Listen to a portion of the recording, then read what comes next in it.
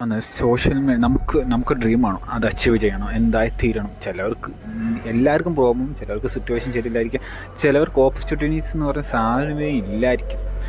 ആ സാഹചര്യം ആർക്കും കാണത്തില്ല. ഒരിക്കലും ഇപ്പോൾ അങ്ങനെ കിട്ടാത്തതും കൂടെ എത്ര പേര് ഡ്രീം അച്ചീവ് ചെയ്യാത്ത കാര്യമുണ്ട്. ഒരിക്കലും നമുക്ക് പറ്റാത്ത കാര്യമാണ്. ഇപ്പം ഒരു ഡ്രീം, ചില ഡ്രീം എനിക്കൊരു ബിസിനസ് മാൻ ആവണം. ഓക്കെ, ചിലവരുടെ ഐഡിയാസ് ഉണ്ടായിരിക്കും. എന്നാന്ന് പറയുന്നത് ഓനായിട്ട് ഫുഡ് ഇൻഡസ്ട്രിയോ വേറെ ഒരു ക്ലോത്തിങ് ബ്രാൻഡോ വാച്ച് ബ്രാൻഡോ ഏതിനും ഒരു സംഭവം ഉണ്ടായിരിക്കും. പക്ഷേ ഇതിനെല്ലാം തുടക്കം ഒരു സംഭവം ഉണ്ട്. ബ്രാൻഡിങ് എന്ന് പറയുന്നത് ബ്രാൻഡാക്കുന്നതൊക്കെ നമ്മളൊരു ബ്രാൻഡാവണം. കാരണം ഫസ്റ്റ് പീപ്പിൾ ഇപ്പം നമ്മൾ ഒറ്റയടിക്ക് തുടങ്ങും. കാശുണ്ടായിട്ട് ഒരു ഉപകാരമില്ല, കാശ് മാത്രം ഉണ്ടായിട്ട് ഉപകാരമില്ല, എല്ലാം വേണം. സോഷ്യൽ മീഡിയ ഇൻഫ്ലുവൻസ് ഇതെല്ലാം ഉണ്ടെങ്കിലേ ഇറ്റ് വാസ് പോസിബിൾ. എൻ്റെ കാശുണ്ട് ഞാൻ തുടങ്ങുമെന്ന് പറഞ്ഞിട്ട് സോഷ്യൽ മീഡിയയിൽ ബ്രാൻഡിങ് പീപ്പിൾസ് നമുക്ക് അറിയത്തില്ലെങ്കിൽ ഒരു ഉപകാരമില്ല. അതേ രീതിയാണ് നമ്മൾ ഒരു കാര്യം വിചാരിക്കേണ്ടത്. ഫസ്റ്റ് നമുക്ക് സോഷ്യൽ മീഡിയയിൽ ഒരു വാല്യൂ ഉണ്ടാക്കണം.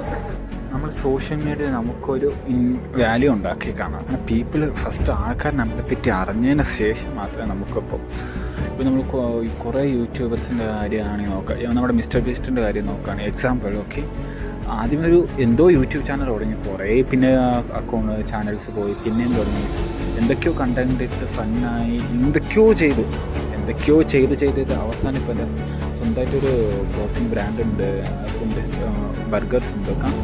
ഒരു ബ്രാൻഡായി സ്വന്തം ഒരു ബ്രാൻഡായതിന് ശേഷം നമുക്ക് സ്റ്റാർട്ടപ്പ് ചെയ്യാൻ എളുപ്പമാണ്. അതുവരെ നമുക്ക് ടൈം എടുക്കും. പിന്നെ എന്താണെന്ന് വെച്ചാൽ അവർക്ക് ഇൻഫ്ലുവൻസ് വേണ്ട. കാരണം സ്വന്തം ഒരു ബ്രാൻഡ് അഡ്വർടൈസ്മെൻ്റ് ആണ്, പീപ്പിൾ ആണ്, ആൾക്കാർ പോയി വാങ്ങാം. ഫസ്റ്റ് നമ്മൾ സോഷ്യൽ മീഡിയയിൽ നല്ലൊരു ഇൻഫ്ലുവൻസ് ഉണ്ടാക്കുക, അതിനുശേഷം നമ്മുടെ ബിസിനസ് സ്റ്റാർട്ടപ്പ് ചെയ്യുക. അല്ലാണ്ട് പിന്നെ ഒരു കാര്യം, സോഷ്യൽ മീഡിയ ഇൻഫ്ലുവൻസ് മാത്രമുണ്ട് അതിനോടൊപ്പം നല്ലൊരു ഇൻകം ഇല്ലെങ്കിൽ അത് പറ്റത്തില്ല. എല്ലാ സംഭവവും ഒരുമിച്ച് ഉണ്ടായാൽ മാത്രമേ ട്രസ്റ്റ് പ്രാക്ടിക്കലി പോസിറ്റീവ്. എല്ലാവരും പറയും മൈൻഡ് സെറ്റ് മാത്രം മതി, ശരിയാണ്. മൈൻഡ് സെറ്റ് മാത്രം കിട്ടിയ ഒരു ഉപകാരമില്ല, എല്ലാം വേണം. അങ്ങനെയാണെങ്കിൽ എത്ര പേർക്ക് മൈൻഡ് സെറ്റ് എനിക്ക് അത്ര 100% പ്രാക്ടിക്കലി ഒരിക്കലെടുക്കാൻ ഇറ്റ് നോട്ട് പോസിബിൾ. കാരണം ഏറ്റവും വേണം മൈൻഡ് സെറ്റ്, ഡിസിപ്ലിൻ വേണം, അതൊക്കെ വേണ്ടതാണ്. കൺസിസ്റ്റൻസി ഇതൊക്കെ വേണം, അതൊക്കെ ഉണ്ടായി ഹാർഡ് വർക്ക് ഇതെല്ലാം വേണം. അതുകൊണ്ട് എല്ലാ സംഭവം വേണ്ട രീതിയിലാണ് നമ്മളിത് സ്റ്റാർട്ടപ്പ് ചെയ്യുന്നത്.